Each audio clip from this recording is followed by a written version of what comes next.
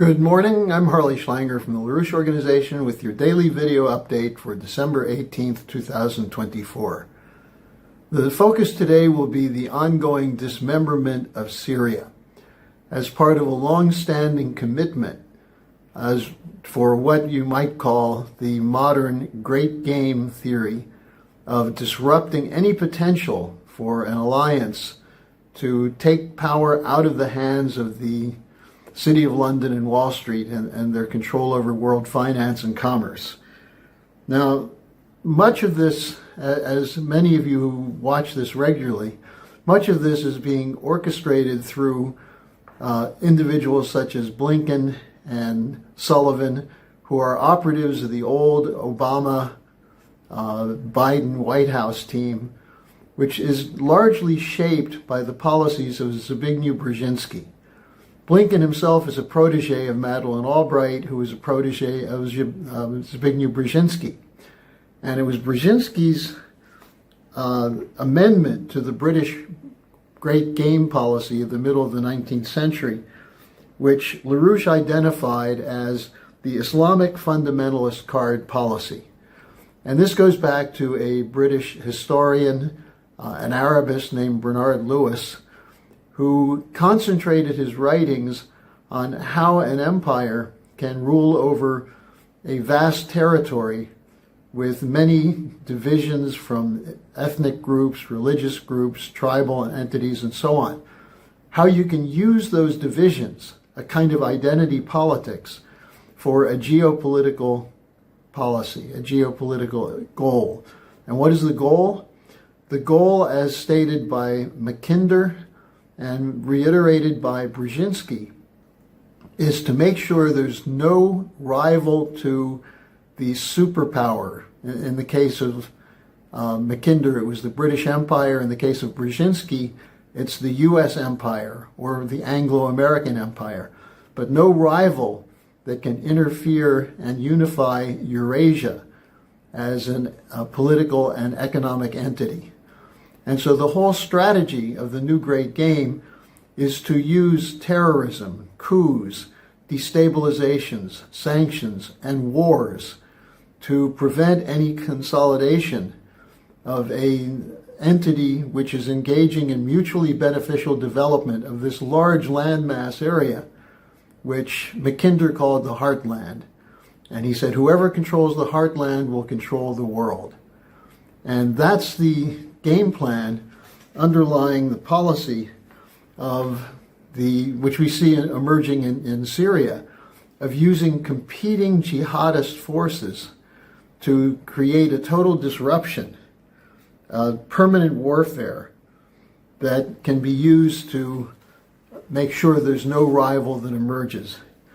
Now, Brzezinski's book was written in 1997 called The Grand Chessboard: American Primacy and Its Geostrategic Imperatives. And he says explicitly, Eurasia must not fall into the hands of a rival to U.S. hegemony. And he said this is a matter of geostrategic concern. And what he means by that is essentially, if you look at the geography, you've got a large landmass, a large population in certain areas, certainly in Eastern Europe and in China and Asia, and tremendous raw material wealth, but also its geographic location. That if you have a link between the Pacific and the Atlantic, which was the Trans-Siberian Railroad was part of that, or even from Berlin to Baghdad, that this represents a threat to the power of the British Empire, which was based on sea power, control of ports, control of trade. And even when sea power was eclipsed in the modern era, the idea was you cannot allow corridors of development to unify these various countries. And so what's needed is a policy of divide and conquer.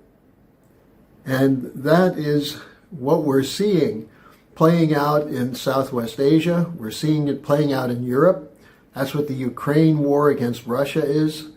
That's what the threat of a war against China is all about. Because the idea of the Belt and Road Initiative is to have connections, transport connections. But more than that, transport connections which are corridors of development which include cultural cooperation, an appreciation of the importance of the benefit of the other. And in this case, you have Xi Jinping's conception of win-win cooperation. The Belt and Road Initiative is a key to that, as we see with the potential for, let's take Southwest Asia. Instead of war, what if you had connection between the various ports of the Persian Gulf and the Mediterranean via high-speed rail? Connections going from Europe through the Middle East into North Africa, Egypt and south of there. Connections from East and West in Africa and North and South in Africa. Same thing with South America. That's what the Belt and Road Initiative represents. It's an advance for civilization to have this kind of connectivity, which would include not just rail transport, but communications and cultural cooperation. And this is a challenge to Mackinder's concept of the empire.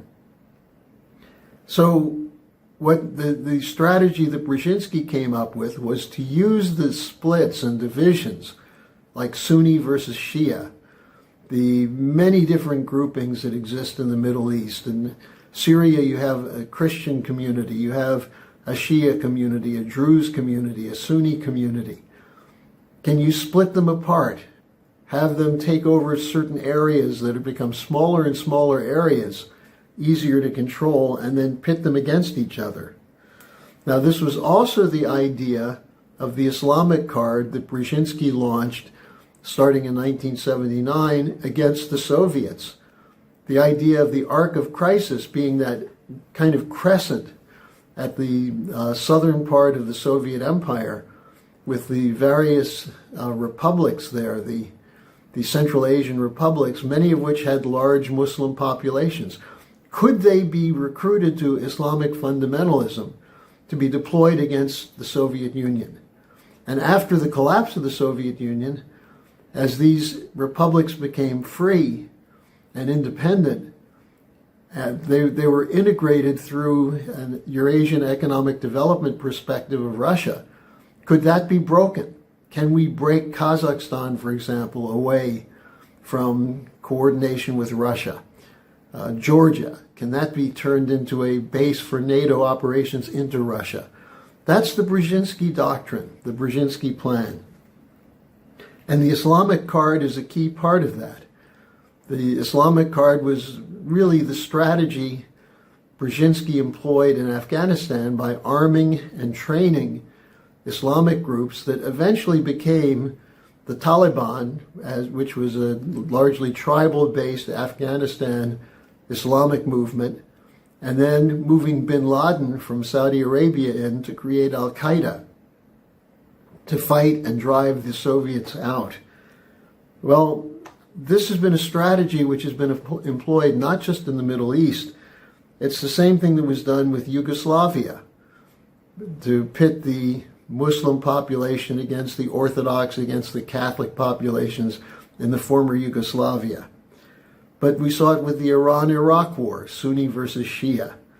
Libya, we see Libya broken down into tribal entities, and so on.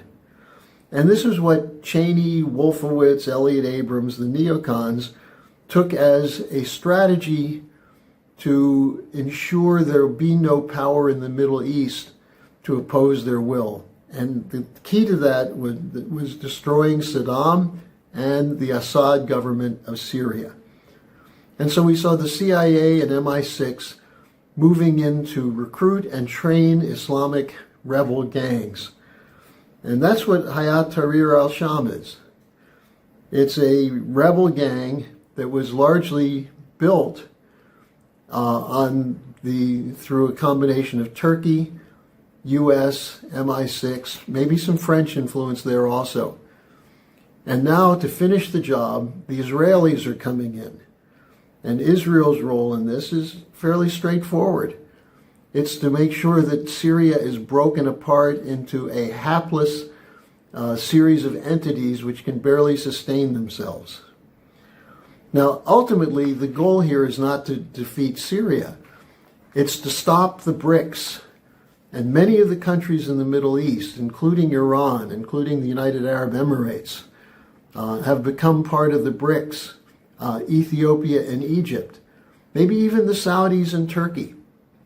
And what the BRICS represent is an alternative to being stuck in the dollar empire where you have London and Wall Street determining what your economic policies are. And so the emergence of this alternative is an existential threat to the bankers and the corporate cartels who are deploying their forces to break it up. And so that's what we're really looking at when we see this. But here's the other ironic twist to it. Who else is suffering because of this policy? The people of Europe, the people of the United States. This policy is designed to prevent a coordination that would include scientific advance for the benefit of all nations.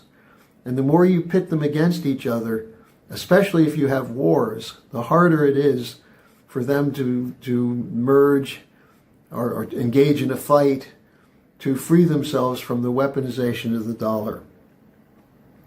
And the Ukraine war is a part of this. So if you look at this from that standpoint, stopping the war in Ukraine is a critical element of defeating this plan. And we are supporting House Resolution 10218, and I'll have a link in the description section on that. I urge you to read it and circulate it and call your congressman and demand that they support this resolution, which would stop the supply of ATACMS missiles to Ukraine to launch strikes deep into Russia. World War III is not going to help anyone. And the people who are pushing for World War III, the Brzezinskiites, the Blinkens, the ones who control the Biden administration, it's important that they be defeated. And it's going to take more than just Trump saying he's going to stop the war in Ukraine. We have to move ahead to dismantle this neocon apparatus in the United States. So take this leaflet and use it.